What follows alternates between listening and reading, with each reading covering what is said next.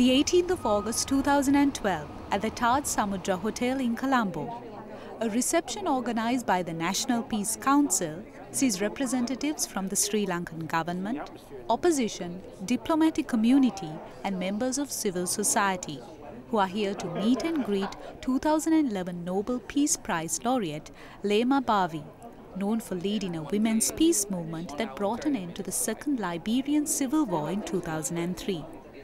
The Peace Prize laureate is here to share her experiences on the unique and necessary skills that women can bring to the table of a community recovering from the ravages of war. When given the space, women bring unique skills, values, and contributions to peace processes. Women are able to look the perpetrator in the eye, say the truth, but is willing to move on. We talk about fairness and justice and democracy, and these are the tenets of this nation. If these are truly the tenets of this particular nation, the issues of those women who are looking for justice will be addressed speedily. Yesterday, the women of Sri Lanka launched their agenda for peace, security, peace, and development. It's a very beautiful document. And in my remarks, I asked the men of this country, including government officials, not to trash this document before it even hits the table. The agenda that Leymah speaks of is one led by the Association of War-Affected Women, a Sri Lankan women's agenda on peace, security and development, which was presented to the government on the 17th of August 2012. On the 16th of August, a press conference introduced the agenda to the public, with Leymah present as a special invitee. In 2010, the cross-party senior women politician coalition, they put together a document called Women's Voices in Development. We used that document as the base for the questionnaire, and we had a survey in the 10 districts of the North and East. From February to June this year, we conducted the survey. So it was a broad consultation as plus a survey, which was the background to the agenda. We're going to have a big advocacy campaign to the missions, to the donors, to tell, here is the necessity to put your money, even through the government channels. While the agenda calls for addressing a wide range of issues ranging from women's security and safety to the participation of women in rebuilding, recovery and reconciliation, a key aspect is the component of women and development, where issues concerning women's livelihood in the post-war context has been presented as an area that needs to be looked at. At another event held in Colombo recently, activists brought up similar concerns under the topic Sri Lankan women's human rights in post-war and growth economy.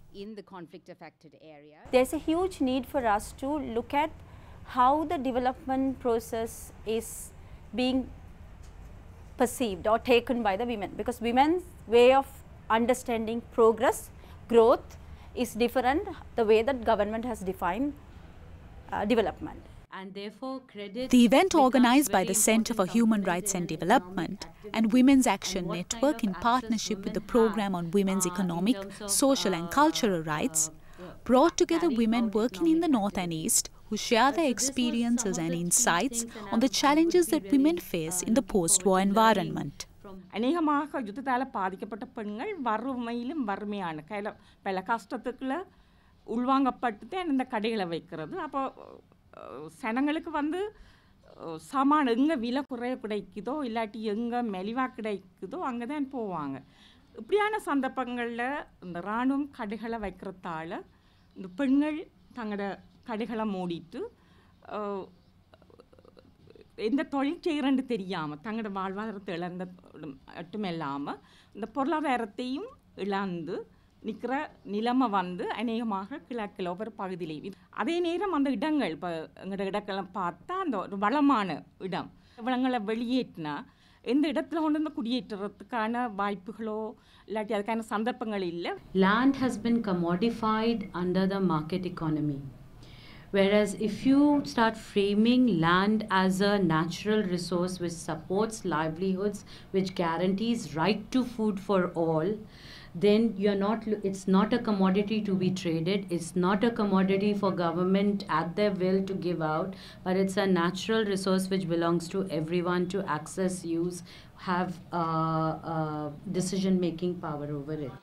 As highlighted, land has become a contentious issue in post-war Sri Lanka due to measures taken by the state, military and even private companies. While those living particularly in the north and east are affected by this, the women face the worst due to lack of awareness and blurred views on ownership on regulations such as the LDO, the Land Development Ordinance. நாங்கள் காணி சம்பந்தமாக research செய்து கொண்டிருந்த இடத்துல பெண்களுக்கு ஏற்பட்ட பாதுகாப்பு பெண்களுக்கென்று காணி தங்களுடைய பெயர்களில் எழுதுவது கூட ஒரு விடயமா என்றதுதான் அவர்களுடைய கேள்விக்குறியாக காணப்படுகின்றது. Under the LDO, basically there is no provision saying it has to be a male or a female, but the practice is such that the interpretation within the administration is the head of the household being male. It's also lack of awareness among administrators and key government actors that women actually can be named under the permit. We are talking to the government officers at the bottom level. So far we have not made any submission to the Women's Affairs Ministry. Pretty soon we really want to go with a two-page document which also came from the fact-finding mission that we did a couple of months ago. No country can progress unless otherwise you have this very good partnership between the civil society and the government. These women's groups should be commended for their efforts in raising awareness about women's concerns in post-war Sri Lanka. Concrete steps taken to communicate their demands to relevant government institutions and consensus reached on implementation with strict monitoring in place is what will translate words here into action for the affected women and their communities.